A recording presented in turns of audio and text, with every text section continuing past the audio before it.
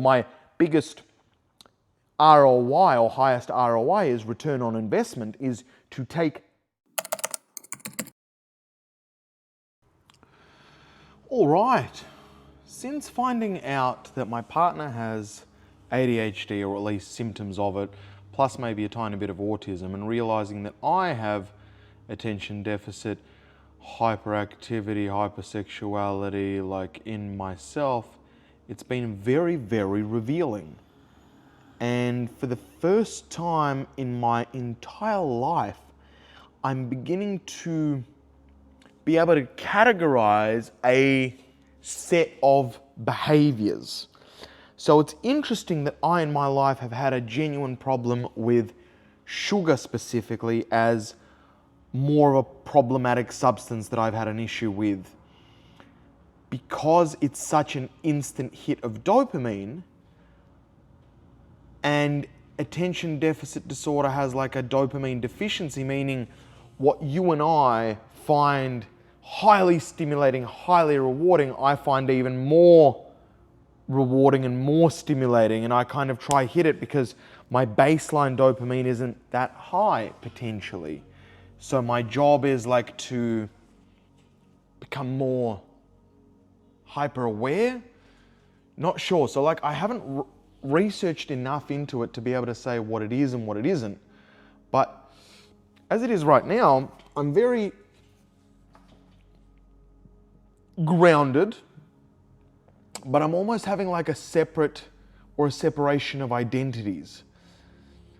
So I am not my thoughts, and everything that I think about myself, about others, about what my brain is automatically thinking, I don't usually see as you. Because the person that is able to observe the thoughts is already a separate person to the thought itself. So these thoughts happen automatically. However, if I look at where my drive, what my motivation looks like, what my high energy, low energy looks like, I begin to sort of piece together what my natural state of sort of being is. You know, and that's interesting. I guess that's where I'm at right now, and that's a very interesting place. But now I've got this called, well, I have a thing which a lot of people experience, and it's a superpower, but it's also, I get bored easily. Meaning when I figure something out, for example, in business, I can get bored easily. So I've figured it out, I'll do it. But now to do the next step and just to continue doing the same thing for 5 years, that's difficult for me. So over time, I've figured that out, and I do have a lot of employees and staff. So what I do is I figure out the thing, I make the thing work, and then what I do is I systemize it and pass it on to somebody else that is able to just show up every day and continue to do that work. And instead of needing to think of any ideas, they can just sort of follow a procedure and follow a plan and feel good about that, where my strengths aren't that. So it's interesting that I've been viewing other people as having certain skill sets, but I think they should have my skill sets. And therefore it's been created almost a separation, because I kind of hate myself because I feel different outside, and I'm trying to lift other people up into something that's not necessarily available to them, or I need to be able to explain it, or they are not able to see it as clearly as I do. I hope that's making sense. So for me, it's a very, I would say, it's funny that this has happened on camera, because for me, this is, as an adult, as probably from the age of 16 to now, however old I am now, probably one of my most important discoveries or understandings. So really what I need to do right now is I really need to educate myself. And I say, okay, well, if I found a thread to pull on, there's probably people that have dedicated a lot of portion of their lives to writing books. I specifically believe in books because courses are easy to make, videos are easy to make, songs are easy to make. But when somebody writes a book, because I've gone through the experiences, firstly, it takes a lot of really purpose to write a book and be like, I really want to make a difference to somebody else. But second of all, the project itself is one of the hardest projects to do. You have to wait 1 day, 2 days. You'll have to reread it, redraft it so many times. It is probably one of the worst money-making decisions I've ever made.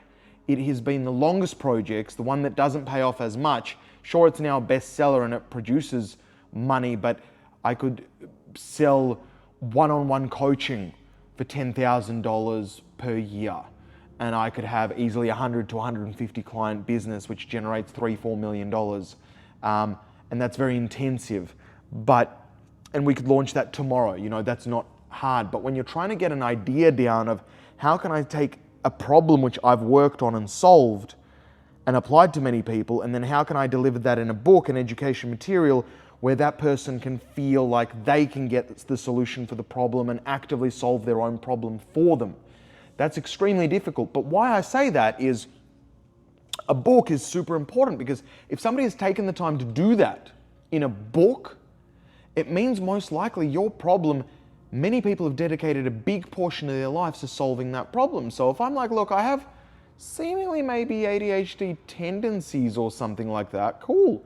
I'm going to go read the top 3-4 books around it and really get a good understanding of what the hell is it? What am I working with? What applies to me? What doesn't apply to me? What areas of growth do I have? What areas of growth don't I have? And it's got like this, it's got a thing to it, So that's kind of what I'm feeling at the moment. And, that's where we're at. So I'm in a very interesting place, very vulnerable place. And it'll be interesting to look back on this and see how I changed from before to now.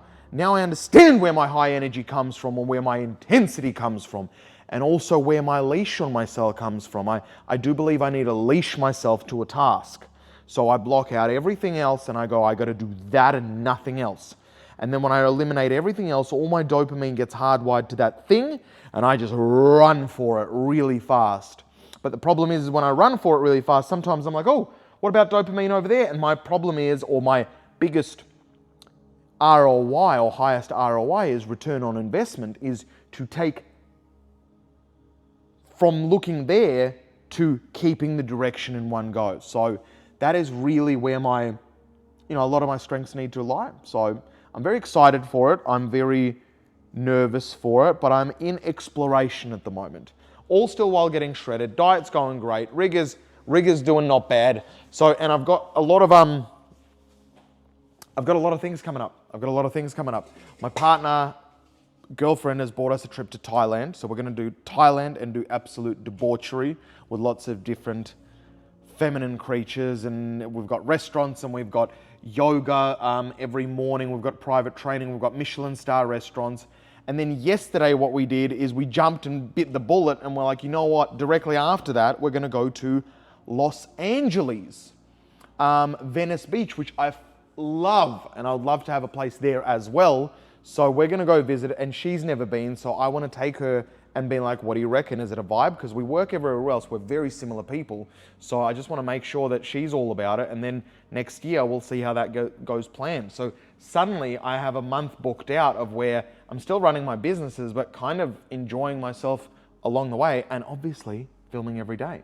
So hopefully you'll get to meet the girlfriend at the same time, and we'll get her to plug in and be like, yo, here's the partner. So you'll get to meet her, and that's cool. And we're obviously going to be super hot and super in great shape. So it's looking good. But at the same time, it's like, all right, there's a lot going on. So it's just sort of one foot in front of the other. Don't do too much, but don't do too little, and keep concentrated. Don't go too wide, and keep it more or less like streamlined. Like rig is still number one. Complete that. Complete the rig while the businesses go well, but now you've got this new data set called, you might have some strings to pull on what traits you have as a person. So that's cool as well. But yeah, like loving life, feeling good, feeling feisty, feeling dandy, and it's gonna be fucking great. So here we are, and that's the sign off for today. I hope you're having a brilliant day wherever you are, and hopefully you are or are not going through an existential crisis like I am. Here I am. Still look homeless, really uncertain about the beard, really uncertain. Like it's getting to that point that here it just looks like absolute trash.